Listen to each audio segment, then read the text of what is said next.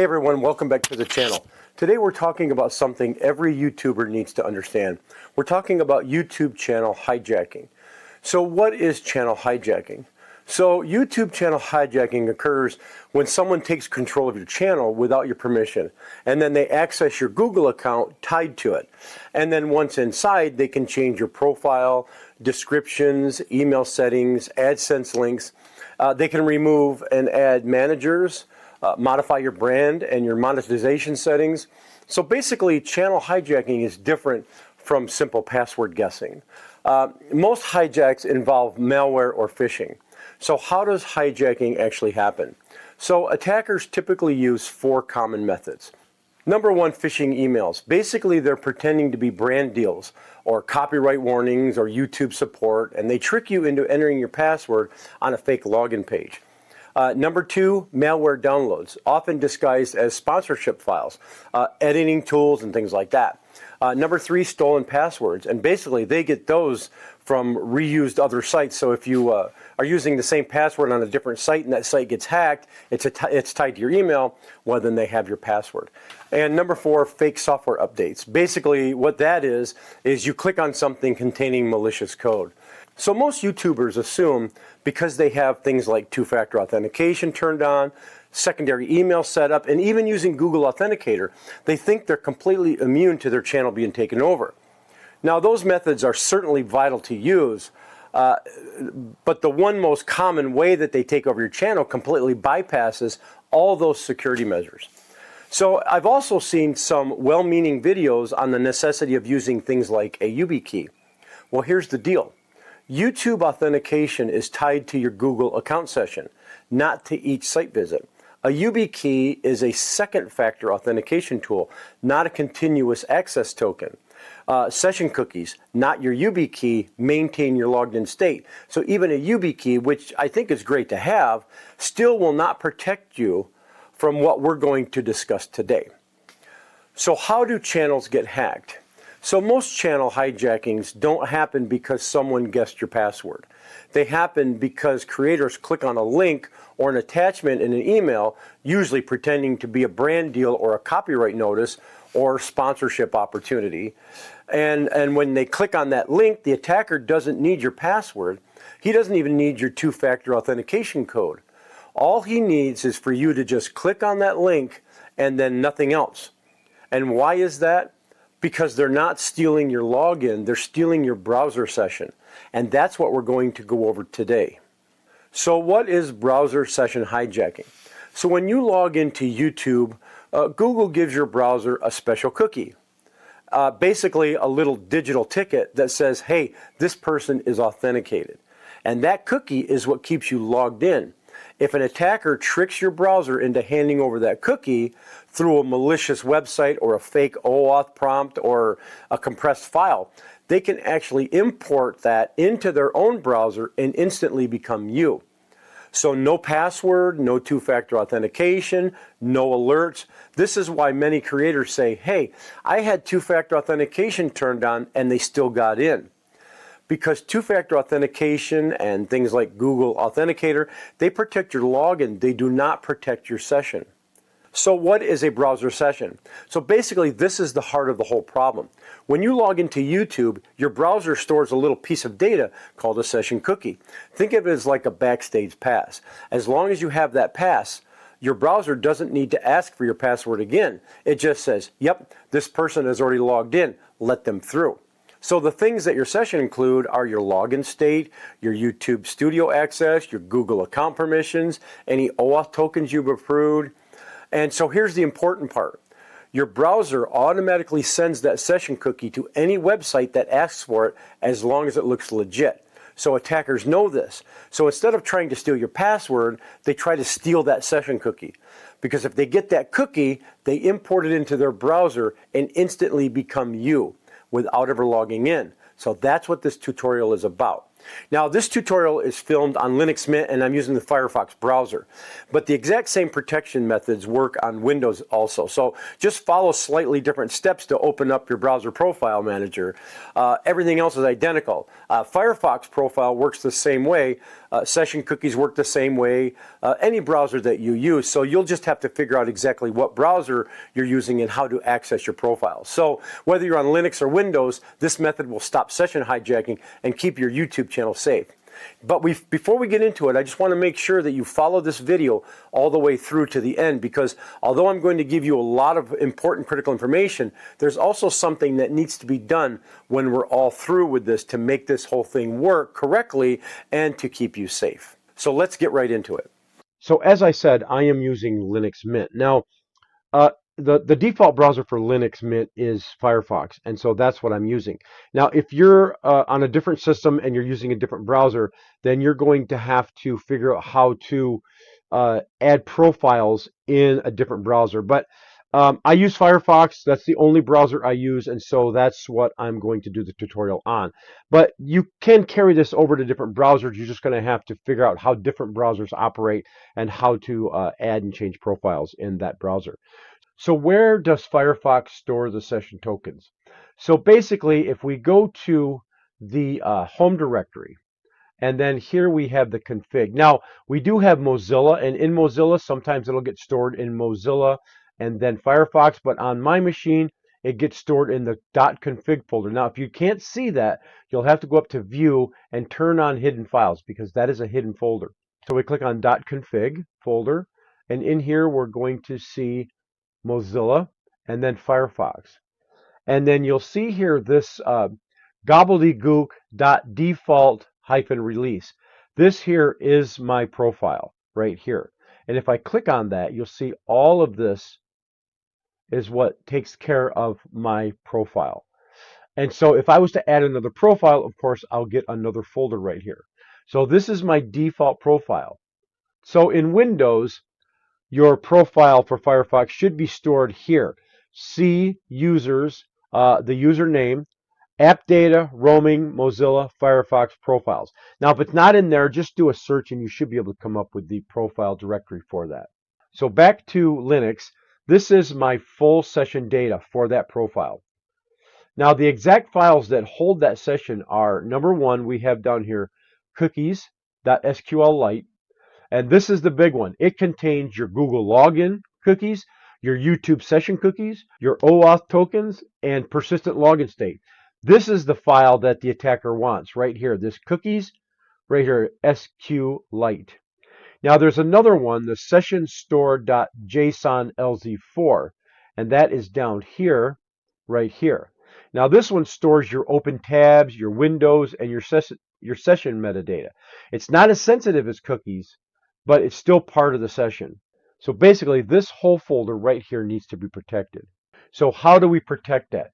We protect that by actually adding a second Firefox profile separate from this one. This is the easiest, the safest, and fastest protection you can set up, and it works perfectly on Linux Mint.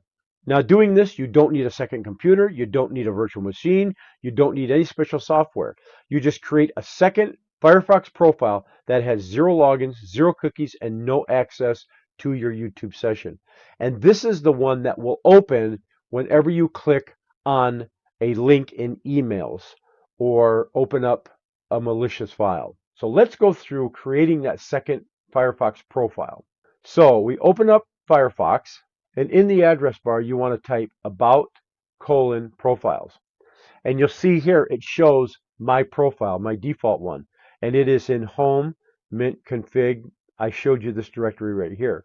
If we open that up, there it is. That's the one I showed you. But we don't want this one to open. We're going to create a new profile. So what we do is we click on Create New Profile. And we just select Next. So let's call this Unsafe Links. Not just for the sake of the tutorial. You can call this anything that you want. And then we're going to click Finish. And now down here, you'll see we have 2 profiles now. It created a new profile right here in this directory. So let's open that up. So let's go back to Firefox directory. Now we have 2 different profiles. We have one called this gobbledygook and the gobbledygook unsafe links. So what we want to do is whenever we click on a link, we want Firefox to ask us which profile we want to use. And what this does, this gives you a built-in safety checkpoint before opening any link. So let's close all these windows. So how we do this in Linux Mint, we go to the terminal and we type Firefox-P. So this brings up the Firefox user profile. Now you'll see we have two of them here. What we want to do is we want to uncheck this where it says use the selected profile without asking it startup. So basically what that does, whenever I start Firefox, it will automatically start whichever one that I click on. But we don't want to do that. What we want to do is we just want to turn that off and hit exit. And we can close this window. Now when we open up Firefox, it's going to ask us which profile we want to use. So when we start Firefox, we click on a link or anything. Whenever we start it, it's going to ask us which profile do you want to use. And normally we would use this one, Start Firefox. Now let me show you how this basically works. Let's go back to this profile here. Now let's add a bookmark. Let's just go to YouTube and we'll just add that as a bookmark. Let's go here to sidebars and let's just add this, okay? So we'll just drop that right in there and now we have that. Okay, now let's just suppose that we're going to log into it, right? So we close this, we open up Firefox, and if we wanted to go back to that one, we open that up, and there it is, our profile with the links and all that. And if we were logged into YouTube, it would show up right here. Now, if we go again and we open up the unsafe links, basically we have nothing. If we go to view our sidebar, bookmark, we have no bookmarks. So it's completely isolated from the other profile. Now, why would you want to have this pause? Well, here's the thing. That tiny pause breaks the habit of clicking links automatically. It interrupts the autopilot. And honestly, that moment alone can save your channel. Most creators get hacked because the attack blends into their normal workflow. The profile chooser breaks that workflow.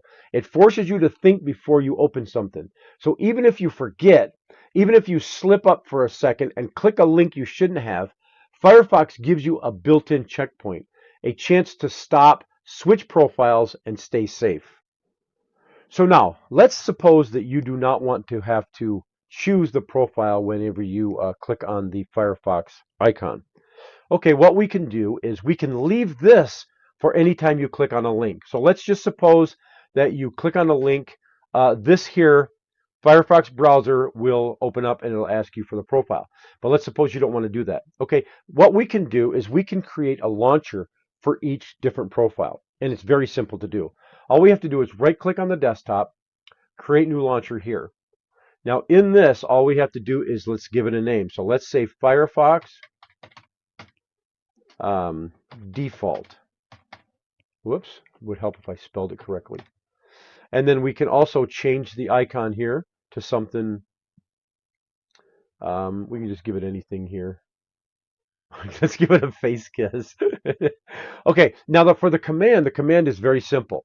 All we have to do is type in Firefox space hyphen capital P and then the name of the profile in quotation. So we go quotation mark and then we type in default and then hyphen release and then end quote. Now, how did we get that name? If we go back to the terminal, we type in Firefox-P, it'll bring up the chooser, the profile chooser. And you'll see right there, there's the two profiles, default-release and then unsafe links. So let's just click OK. Would you like to add this launcher to the menu also to be placed in the other category initially? Yes. So there we go. Now let's click on this and you'll see that it opens up our default profile.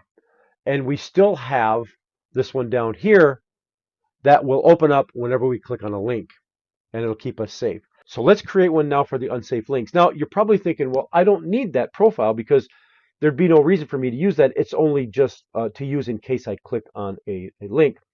But here's the thing, you might want to use it for a completely different sessions. If you want to go out to a website and not be actually logged into your Firefox YouTube, then you could just use this. So it's basically like using a separate browser. So let's just go ahead and do one for the sake here. We just go Firefox unsafe. Why did I do that? Unsafe. and then the command is Firefox space -P quotations unsafe links. Now it has to be spelled correctly. I believe I used capitals in the unsafe and links, and then end quote, and then type OK, and then yes. So let's open up this one, and there we go. There's our unsafe links, and there's our default right there.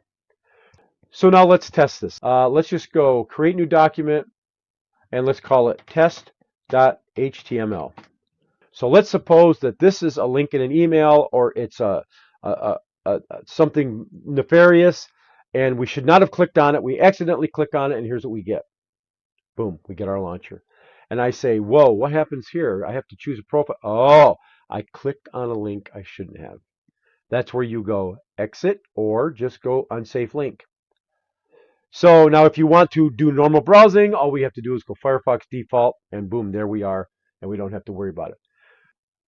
So now I hope you have followed this through to the end, because there's one thing I need to talk about. So we've got our profiles all set up. We have our profile chooser come up if we click a link on an email and we think we're completely safe. Here's the one critical caveat. If I have my Firefox default profile open up and I accidentally click a link in an email, guess what's going to happen?